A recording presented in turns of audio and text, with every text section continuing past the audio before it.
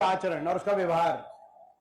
जब आपने मुझे यहां से मौका दिया था सांसद के रूप में अपने इस इलाके को विकास के मामले में आगे लेके जाने के लिए जो मैंने काम किए थे वो भी आपको याद होंगे, चाहे वो अपने पूरे इलाके में सड़कों के जाल बिछाने की उस समय बात हो, चाहे वो एम्स अस्पताल नेशनल कैंसर इंस्टीट्यूट अपने लाने की बात हो, चाहे अपने इलाके के अंदर इंडस्ट्री और फैक्ट्रियां लाने की बात हो, चाहे हर गांव के अंदर बार बार आपके बीच में रहकर विकास के कार्य कराने की बात हो, जो सारे काम किए थे। और हमारा झज्जर और रोहतक विकास के मामले में आगे गया था, जिसकी वजह से हम निशाने पे भी आए थे, आपको पता है, क्योंकि बहुतों को तकलीफ इस बात से थी कि ये इलाका कैसे आगे निकल रहा है।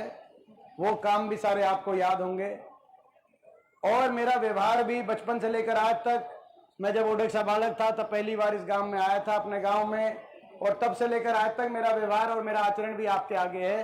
काम और आचरण की कसौटी पे आप तोलना, और अगर आपकी आत्मा ये गवाही दे कि आपका ये बच्चा खरा उतरता है तो आप मेरे को अपना आशीर्वाद देना। मैं आज पूरे गांव के लिए छत्तीसगढ़ और मैं विश्वास दिलाता हूं कि आपके इस आशीर्वाद को मैं खाली नहीं जाने दूंगा।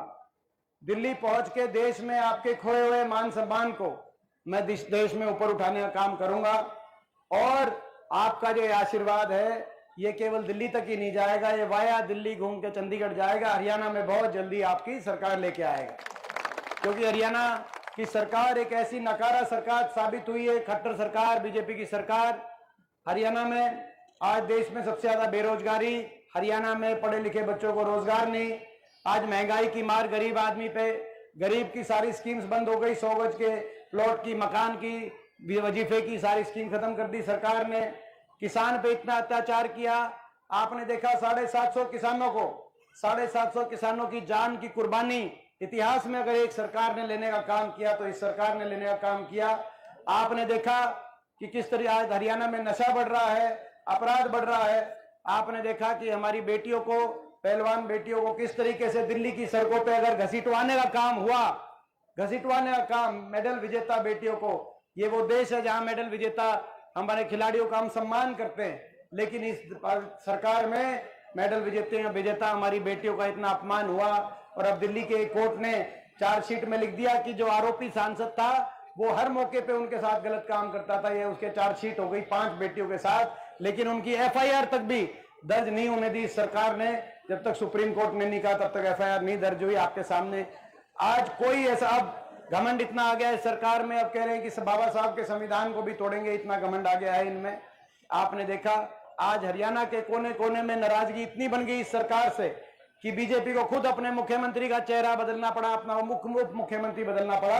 हरियाणा के कोने कोने से आज एक ही आवाज आ रही है, हरियाणा की ये बीजेपी की सरकार जा रही है और हुड्डा साहब के नेतृत्व में कांग्रेस पार्टी की सरकार हरियाणा में आ रही है। और मैं बताऊं, तो अपना कांग्रेस पार्टी की सरकार हरियाणा में आ रही है। ये पूरे हरियाणा के अंदर एक बदलाव का माहौल बना है।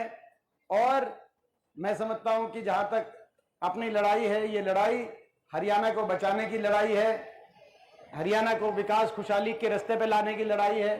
ये लड़ाई बाबा साहब भीमराव अंबेडकर जी के संविधान को बचाने की लड़ाई है। और ये लड़ाई अपने इलाके में राज लाने की, अपने इलाके को आगे लेके जाने की लड़ाई है।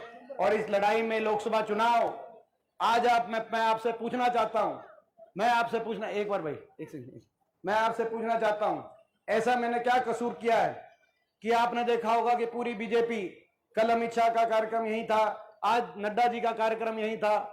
आज नड्डा जी रोहतक में थे, कल अमित शाह जी झज्जर में थे। 5 साल तक लोगों को ये रोहतक को याद नहीं करते, लेकिन उसके बाद ये इनके निशाने पर मैं आ जाता हूं। और सारी की आपको पिछली बार भी याद होगा, जब पिछली बार की गिनती याद है कि भूल गए? आपको याद होगा जब 2 और 3 बजे दोपहर को सारे देश के रिजल्ट डिक्लेयर हो गए थे। एक सीट की गिनती अगले दिन सुबह 3 बजे तक चली, रोहतक सीट की गिनती। आपका बेटा उस मतगणना केंद्र के अंदर बैठा रहा। देश में बहुत बड़ी सरकार बहुमत से बन गई थी। दिल्ली से बार बार फोन आते रहे, उन अधिकारियों के पास दबाव आते रहे, और लेकिन अंदर मतगणना केंद्र के अंदर कश्मकश जो चली वो आपको याद होगा। एक एक गांव की मशीन खुलती थी और मशीन में मैं गांव को देखता था। गांव के एक एक 36 बिरादरी की शक्लें मेरे सामने आती थी और मैं सोचता था कि भाई इस गांव से अगर 10 वोट और ज्यादा मिल जाती तो बात बन सकती थी। तो मैं ये कहना चाहता हूं भाई, इस बार ये मौका है, ये लड़ाई बहुत इनसे, इन तानाशाही ताकतों से बड़ी ईमानदारी से लड़ाई आपने देखा आपके बेटे ने लड़ी। आज इनसे भाई इस लड़ाई में मुझे आपके साथ की जरूरत है, मेरे पास आपके साथ के अलावा कुछ नहीं है भाई, इसमें साथ देने में कोई कमी मत छोड़ना। न्यू बताओ पाछली बार तक में बताओगे, न्यू बताओ भाई, जब खेड़ी वालों भाई बताओ भाई, असली बात है न्यू पाछली बार तक बताओगे भाई। एक बार हाथ खड़ा करके कि भाई ये सारे पिछली बार से भाई हाथ खड़ा करके मैं आपसे आशीर्वाद मांगता हूं। मैं यही कह सकता हूं कि भाई आपका ये आशीर्वाद मैं खाली नहीं जाने दूंगा।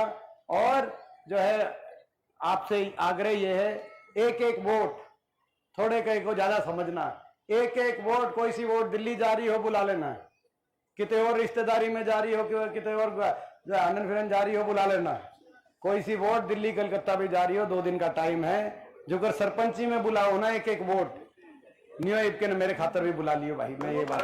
और जो ये अपना जो है 2-3 साथी अपना जो है ये कहते हैं नोट की माला से, वो भाई आपस में सहयोग करके इलेक्शन में वोट जो कर बुलाओ गाड़ी गुड्डी वो अपने आप इसमें कर देना भाई। मैंने जाए तुम अपने इलेक्शन में जो है ना, तो मैं इतना उसमें मान लूंगा कि बहुत आपने बड़े वो किया, उसमें पूरा अपना योगदान करके सारे गांव की 36 वादी इकट्ठे होके भाई, कि ताकि कोई कमी कसर ना रह जाए। बोलो भाई मैथ की इलेक्शन आपका इलेक्शन है, आपको आप पे जिम्मेदारी छोड़ के मैं आगे जाऊं निश्चिंत होके, संभाल लोगे जिम्मेदारी? ठीक, एक बार हाथ आगे फिर बताओ भाई जिम्मेदारी आप सारे संभालोगे। सारे बड़े बुजुर्गों का धन्यवाद, बहुत बहुत ठीक है अंकल।